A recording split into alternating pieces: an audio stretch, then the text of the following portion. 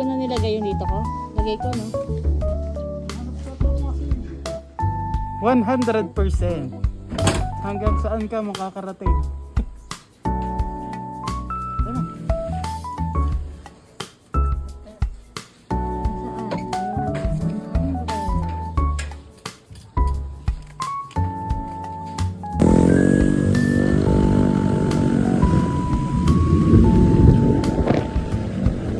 Nasa Santo Tomas na tayo. So as of now ay 89% na ang ating battery. Aabot kaya tayo sa Kaibiyang Tunnel. Makakauwi kaya tayo. Kilometers pa lang tayo. 97 kilometers. And SM Santo Tomas 87%. 36%.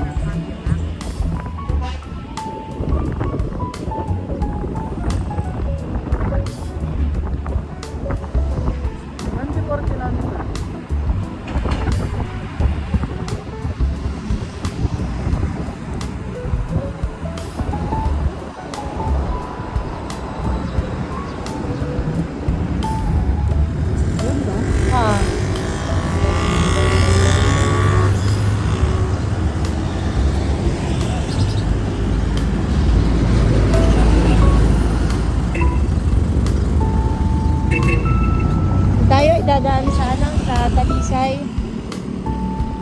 Tagaytay, ano Ken?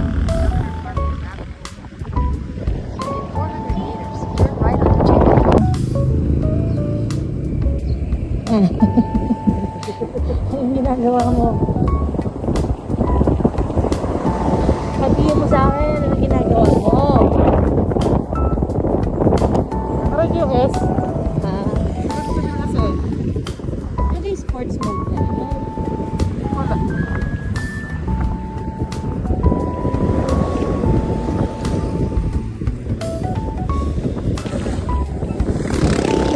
Nakakailang kilometers na tayo? 41 kilometers. 41. Tapos ang consume ng battery ay 20%. 92%.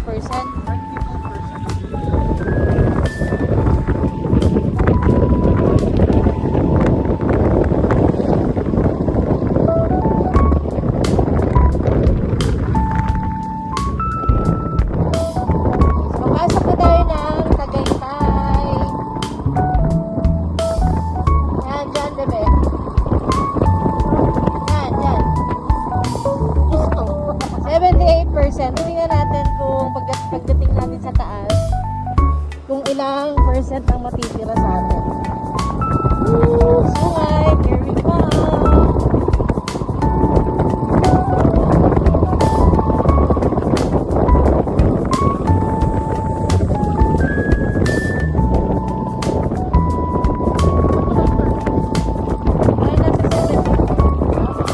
Parang nasa 74 pa. Hindi, ito, wala.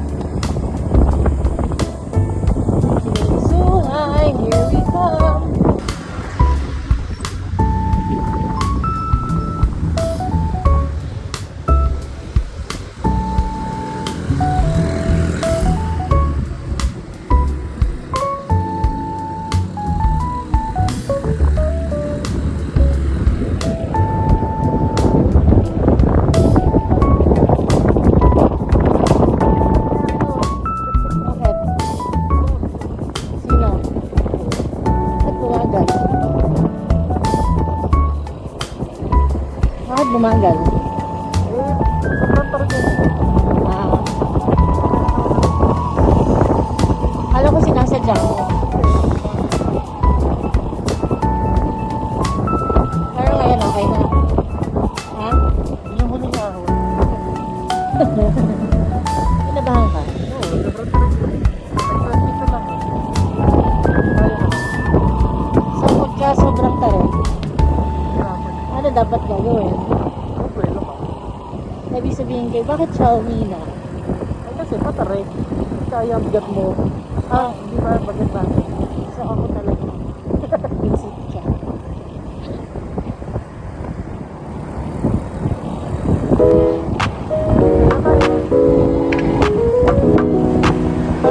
So nakaahon na kami ng sulay. And we are now here in Tagaytay. Battery charge 64%. So 64%. O duda mat, umakit tayo ng 78. Ilang kilometers na tayo? Umakit tayo ng 78. Ngayon ay 60. Ano na lang? 4? Okay.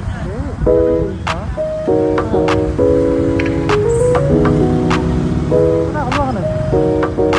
Dali. Dali, di ko alam.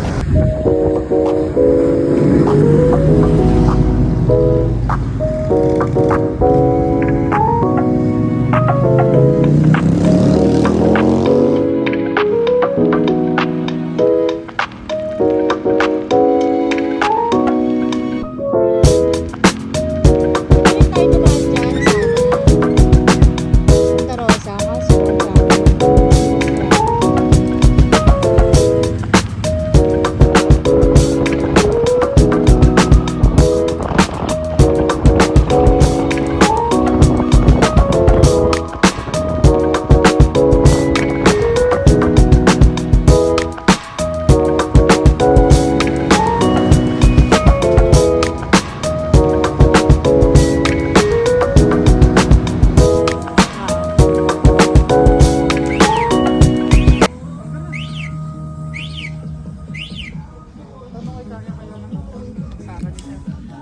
Ayan. Ayun. Hindi abot extension wire.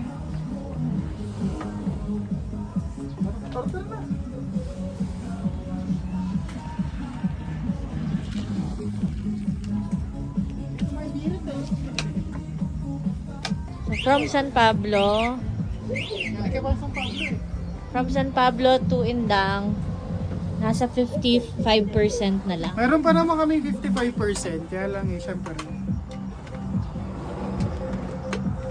Ito pala kami nag-stop over sa Cafe Cowboy Pares. Cowboy Pares. Punta kayo dito, napaka-accommodating ng tao dito. Ay nako. Hello Pips! Narating na kami dito sa Tagaytay for Tayo po ay nasa Indang. Indang, Tagaytay. Labas na tayo ng Tagaytay. Pero from San Pablo, from here, we consume 55% of our battery. So we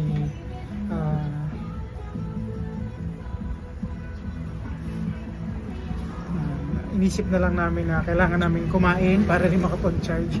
So kung ang hawak nyo yung battery talaga, electric motorcycle, hahanap talaga kayo ng makakainin na pwede kayong mag-charge. Since accommodating naman si Kuya, we decided to dito na lang kami kumain. Feeling ko masarap naman ang pagkain nila. So ang pangalan ng kanilang restaurant ay Cowboy Pares. At meron din silang cafe. So ang pangalan ng cafe, magkatabi lang sila. Cafe de Julian. Ayan na. Uy, may libreng soup. Sa ko po ng pula. Ay, Yes. sarap. Salamat. Sarap. Ang init. Thank you po.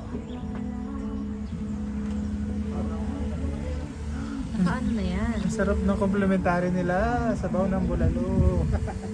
Siya nga pala, kung kayo ay magdadrive ng malayo, isipin kung saan nag-i-stop. At ito, maganda rito. Napaka-accommodating ni Kuya. Mapapansin natin, lahat ng kubo ay merong saksakan. Yan. kung kayo motor, sa mga ka-XR, lahat ng kubon dito nila, Ulit-ulit ay yan. merong mga saksakan. And pwede kayong mag-charge dito. And one of the good thing na dito sa lugar na to ay very accommodating sila. Yun. And more travel to ka, malayo-layo pa ang ating pupuntahan. Kahit mga 30 minutes to 1 hour kami dito, okay lang. Kasi nag-charge naman kami. Settings ng motor. Nakikita dyan, di ba? Wala. Ha? Wala. Check mo na ka, napacheck sa akin. Nasa yung settings mo.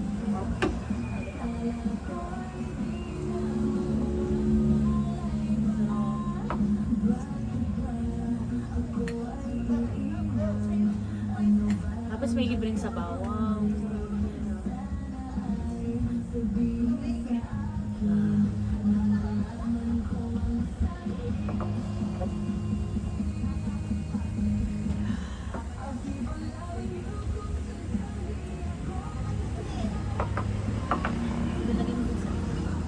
Anong araw ngayon? Friday.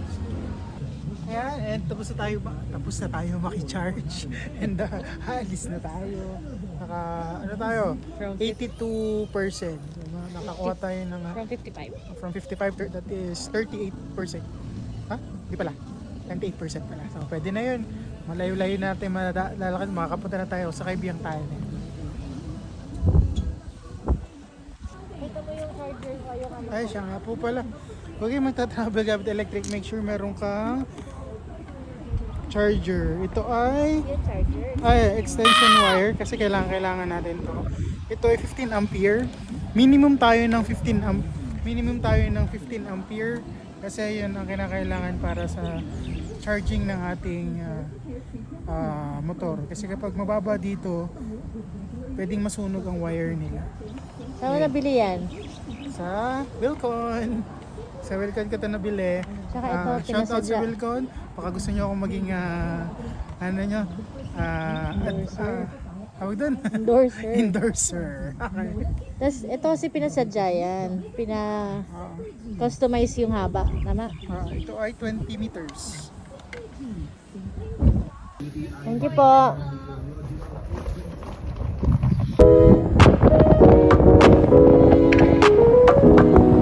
Kanan, napuntang Alfonso.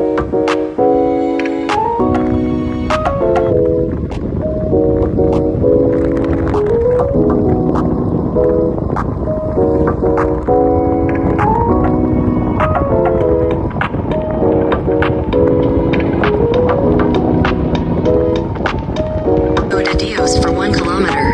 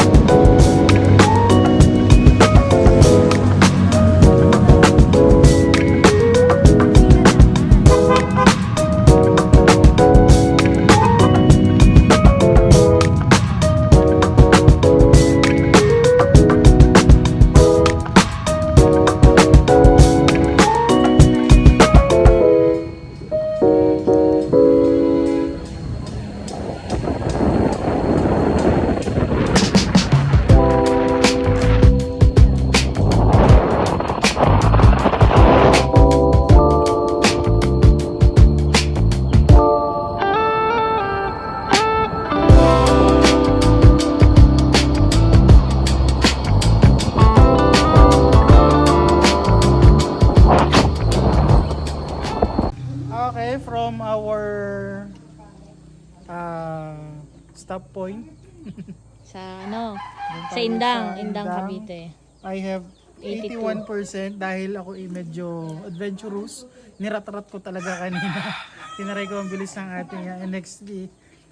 Mabot tayo ng 51%. So meron halos 30% din ang nawala.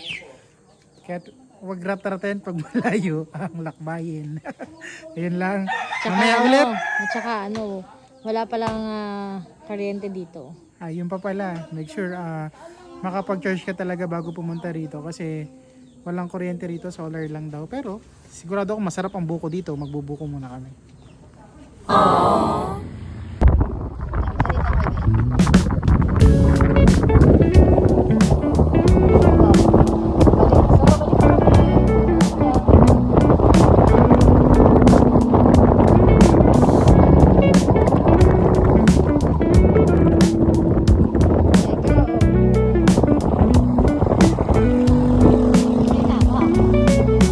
Nakabahan ako.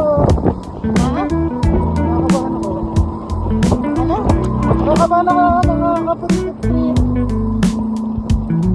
42% na lang tayo. So, pauwi na kami. 42% na lang. Pero maganda ang ating daan ay maganda.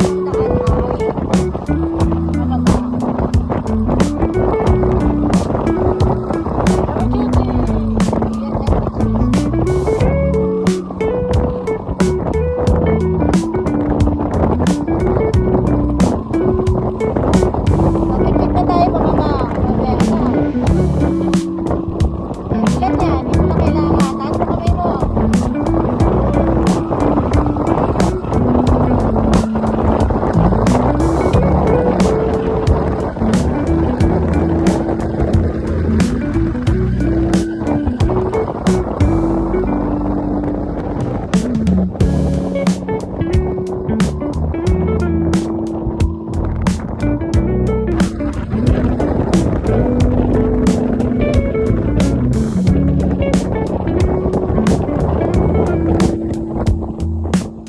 At nagpagupit na nga. Dahil walang charger, napagupit ako.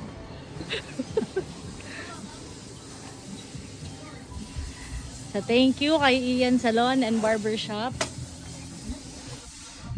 Ikaw, ano ka ba? Hindi, mag-isa lang ata siya eh.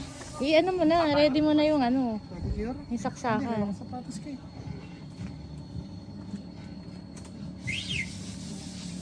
So, habang kayo ay nagcha-charge, pwede kayo magpagupit kay Kuya Ian. Ayun, ayun siya.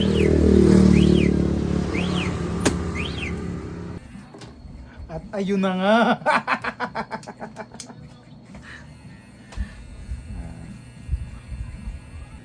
Pinagsasak sa kanila ng mga Heavy duty. katulad ng mga welding machine. Anong baon Ken pag electric bike ang dala? Kapal ng mukha. Pag kayo magpapawala ng kapal ng mukha, at syempre, di ka makakauwi.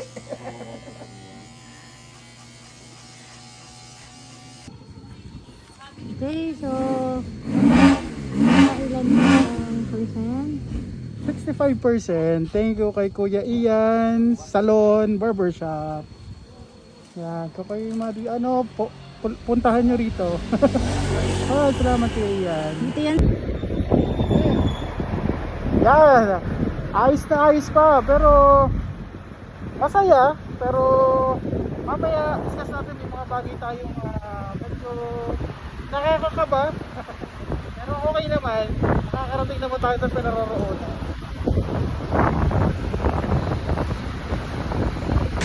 Alright, from Kabiang Tunnel to SM Santo Tomas. Santo Tomas, church na tayo. Parang na-consume natin ay 50, 30 plus mga 60% of our battery from Kabiang to Santo Tomas. So goods, nasa Santo Tomas na tayo. Guys, nandito kami ngayon sa Santo Tomas, SM Santo Tomas. And nakapagod yung biyahe. Pero worth it naman kasi wala kayong gastos sa gasolina na. At nakapagpagupit pa ako. Nagpalinis ako ng kuko. Dahil naubusan na kami ng battery kanina, kailangan namin mag-stop over. Doon kami nakapag-stop over kay Kuya Ian. At si Kuya Ian ay napakabait. Habang nagpapagupit ako at manicure siya, nagcha-charge kami. We stay there for 1.5 hour. Yun, mabay kami sa Tomas, Santo Tomas, nag-charge ulit kami.